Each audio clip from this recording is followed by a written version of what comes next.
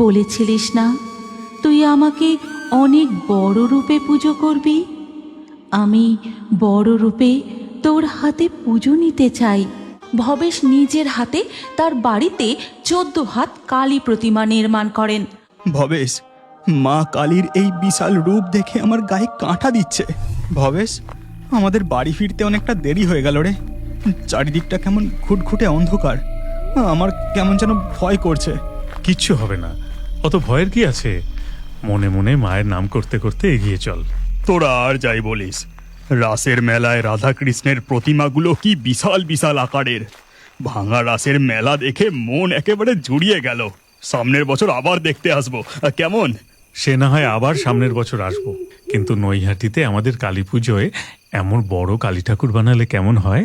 বাহ, এটা তো বেশ ভালো প্রস্তাব। আর তুই হেভি বলেছিস। কালী পুজোয় এমন বড় প্রতিমা বানালে মন্দ হয় না। 4 বন্ধু গল্প করতে করতে জঙ্গলের মধ্যে শ্মশানের পথ ধরে নদীর ঘাটের দিকে যেতে থাকে। ঠিক তখনই এক ছাতিম গাছের ডালে এত রাতে এই পথে কারা যায়? বুকে মনে হয় একদম ভয় ডর নেই। যাই, বেটাগুলোকে ধরে মজা দেখায়। এই কথা বলে ডাইনি ছাতিম গাছ থেকে সোজা তাদের সামনে এসে পথ আটকে দাঁড়ায়। ওরে বাবা, এ যে এক ডাইনি! ভবেশ, আমি তোকে বলেছিলাম না জঙ্গলের এই পথটা ভালো না। আমি অনেকক্ষণ থেকে এই ভয়টাই পাচ্ছিলাম। নিশুতি রাতে জঙ্গলের পথে গাছের ডালে ডালে শাকচুন্নি পেতনিরা জাগে। এই কথা বলে ডাইনি হাত বাড়িয়ে গদাইকে ধরে। ঠিক তখনই আর কোনো উপায় দেখতে না পেয়ে ভবেশ জোরে জোরে মা কালীর মন্ত্র জপ করতে থাকে। ওম সর্বমঙ্গল মঙ্গলে শিবে সর্বার্থ সাধিকে শরণ্যে ত্রম্বকে গৌরী নারায়ণী নমস্তুতে। চুপ কর তুই, আমি একে ছেড়ে দিচ্ছি। চলে যাচ্ছি এখান থেকে, চুপ কর। এই বলে সাথে সাথেই ডাইনি সেখান থেকে অদৃশ্য হয়ে চলে যায়। তারপর 4 বন্ধু আবার হাঁটতে শুরু করে। এই, আমাদের পিছনে নূপুরের শব্দ। আবার আমাদের কে পিছু নিল? খবরদার, কেউ পিছনে তাকাবি না, তোরা শুধু চুপচাপ হাঁটতে থাক। তারা কেউ পিছন ফিরে তাকায় না। দেখা যায় তাদের পিছু পিছু কে যেন নূপুর পায়ে হেঁটে চলেছে। এরপর তারা যখন হাঁটতে হাঁটতে নদীর ঘাটের কাছাকাছি পৌঁছায়, আরে, ওই নূপুরের শব্দটা তো আর পাওয়া যাচ্ছে না। 4 বন্ধু পিছনে তাকিয়ে দেখে যে সেখানে কেউ নেই, শুধু একটি জবা ফুল পড়ে আছে। তাদের দেখে মাঝি জিজ্ঞাসা করে, কি বাবুরা, এই নিশুতি রাতে তোমরা কোত্থেকে আসছো? কোথায় যাবে গো? ভাঙা রাসের মেলা দেখে ফিরছি গো, নৈহাটি যাব। ওইদিকে জঙ্গলের পথটা তো ভালো নয় গো বাবু, পথে কোনো অসুবিধে হয়নি তো? যাকগে, আর তোমরা দেরি করো না, নৌকোয় চেপে বসো নৌকোয়। এরপর মাঝি নৌকা ছেড়ে দেয়। তারপর তারা মাঝিকে সমস্ত ঘটনা খুলে বলতে থাকে। সে আর কেউ নয় গো, মা তারা ছিল। মা তারাই তোমাদের রক্ষে করেছে। জয় মা তারা, জয় মা তারা। এরপর কেটে যায় প্রায় 1 বছর।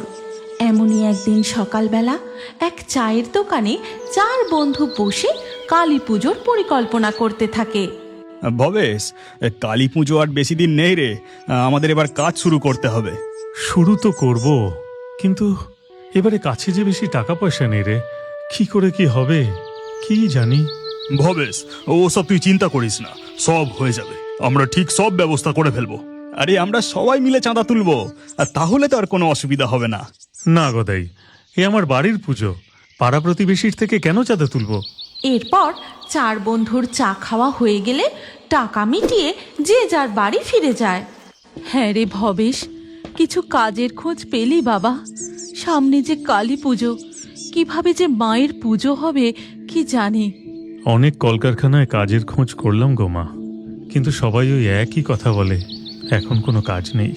হে মা তারা, আমার ছেলেটার কিছু একটা কাজের ব্যবস্থা করে দাও। এই দরিদ্র সংসারে একটু মুখ তুলে চাও মা। এরপর ধীরে ধীরে বিকেল গড়িয়ে রাত হয়ে যায়। গভীর রাতে সবাই যখন ঘুমিয়ে, তখন হঠাৎ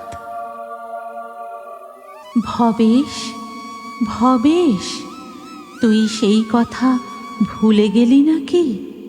বলেছিলিস না তুই আমাকে অনেক বড় রূপে পুজো করবি। আমি বড় রূপে তোর হাতে পুজো নিতে চাই ভবেশ, ভবেশ। ভবেশের স্বপ্ন ভাঙতেই সে আঁতকে বিছানায় উঠে বসে। মা কালীর এমন স্বপ্ন দেখে ভবেশ মনে মনে বলে, সত্যি তো, গতবারে নবদ্বীপের রাসের মেলা দেখে ফেরার সময় আমরা বলেছিলাম বটে যে অনেক বড় কালী মূর্তির পূজা করব। জয় মা তারা, জয় মা তারা। সেই রাতে ভবেশের আর ঘুম আসে না। এরপর ধীরে ধীরে সকাল হয়ে যায়। সকালবেলা ভবেশ যখন চাকরির খোঁজে বাড়ি থেকে বেরোতে যাবে, তখন দাঁড়া বাবা, দুমুঠো কিছু খেয়ে যা। না মা, আজ অনেকগুলো কারখানায় খোঁজ নিতে যেতে হবে, দেরি হয়ে যাচ্ছে মা, আমি এলাম। হে মা তারা করুণাময়ী, তুমি ছেলেটার একটা চাকরির ব্যবস্থা করে দাও মা। এরপর ভবেশ বাড়ি থেকে বেরিয়ে একের পর এক কলকারখানায় চাকরির জন্য খোঁজ নিতে থাকে, কিন্তু সব জায়গাতেই তাকে হতাশ হয়ে ফিরতে হয়। ক্লান্ত হয়ে সে যখন একটি চায়ের দোকানে বসে চা পান করছিল, ঠিক তখনই একটি মেয়ে তার কাছে আসে। বাবু, ও বাবু, আমাকে একটি বিস্কুট কিনে দেবে গো? দেখো না, আমি এই কাগজের টুকরোটা দোকানদারকে দিলে সে আমাকে বকা দিয়ে তাড়িয়ে দেয়, একটাও বিস্কুট দেয় না। আরে পাগলি, এটা যে একটা খবরের কাগজের টুকরো, এটা কোনো টাকা নয়। আচ্ছা বেশ, তোর এই কাগজের টুকরোটা আমাকে দে, আমি তোকে বিস্কুট খাওয়াচ্ছি।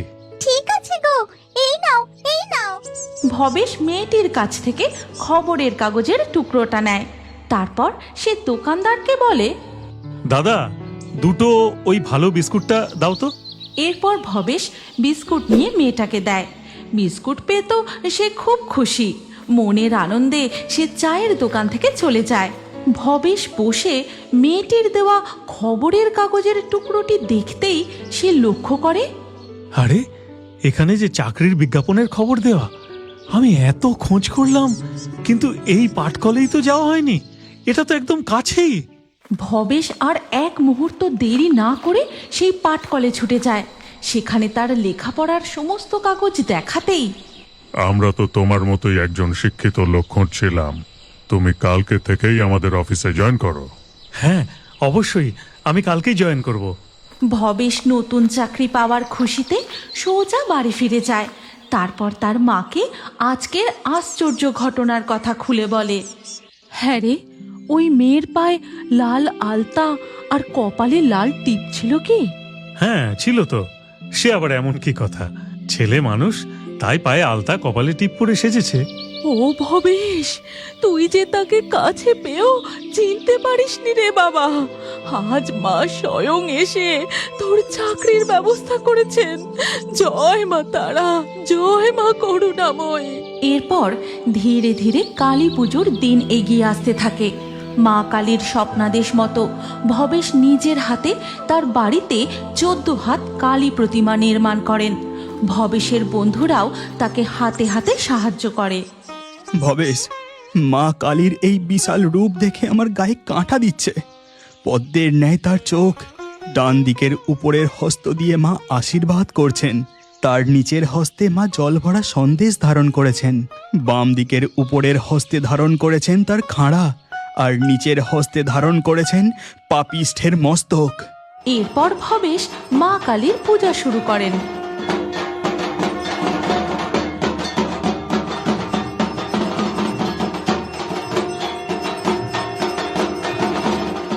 মা, মা গো, তুমি সত্যি আছো।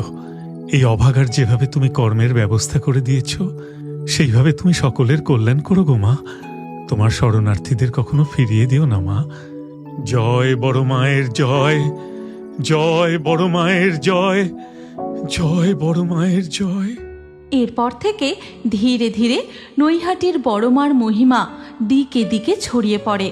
দূর দূরান্ত থেকে ভিন্ন ধর্মের ভক্তরা বড় মার কাছে ছুটে আসে। তাই ভবেশ চক্রবর্তীর পরিবারের বড় মায়ের পূজাকে সর্বসাধারণের জন্য উন্মুক্ত করা হয়, যেন তিনি সকল ভক্তের মা। তাই তো বড় মা কখনো কাউকে খালি হাতে ফিরিয়ে দেন না। বড় মা খুবই জাগ্রত। শোনা যায় এমনই কালী পুজোর আগের দিন গভীর রাতে ছমছম নুপুরের শব্দ করে লাল পাড় সাদা শাড়ি পরা কে যেন গঙ্গার ঘাটের দিকে চলে যায়। তোমরা যদি নৈহাটির বড়মার এমনই আরও অলৌকিক ঘটনার কার্টুন দেখতে চাও, তাহলে কমেন্টে নেক্সট পার্ট অবশ্যই লিখো। আর এই ভিডিওটিও তোমার প্রিয়জন ও পরিবারের সাথে অবশ্যই শেয়ার করে পাঠিয়ে দিও। এই গল্পের পরবর্তী পর্ব যদি তোমরা দেখতে চাও, তাহলে কমেন্টে নেক্সট পার্ট অবশ্যই লেখো। আর আমাদের ফেয়ারি টুনস বাংলা ফেসবুক পেজটি এক্ষুনি ফলো করে নাও। এই গল্পটি ভালো লাগলে লাইক দিয়ে শেয়ার করে দাও।